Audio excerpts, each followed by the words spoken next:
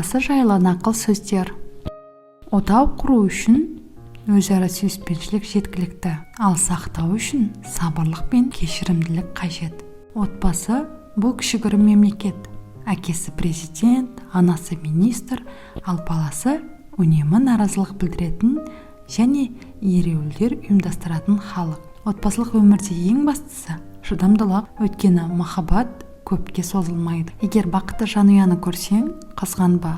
Оларды көп қиындық көрген, бірақ жеңіп шыққан. Күйеу балаң жақсы болса, олды болдың, жаман болса, қызыңнан айырылдың. Әкесі балаларына жасай алатын ең керемет зат олардың анасын сүю. Жанұя әлемдегі ең маңызды нәрсе. Егер сіздің отбасыңыз болмаса, сізде ештеңе жоқ деп есептей беріңіз. Баланы отбасылық бақыт үшін тудырмаңыз. Бала бақытты отбасыда туылуы керек.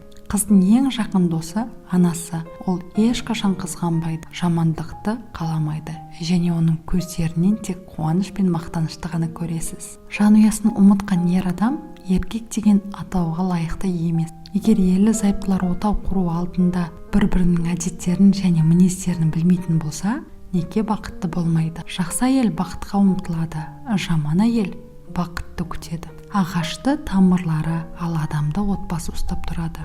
Жанұя бұл құнды сыйлық, оны бұзудың орнына қорғау керек. Фактілер.kz сайтынан алынды.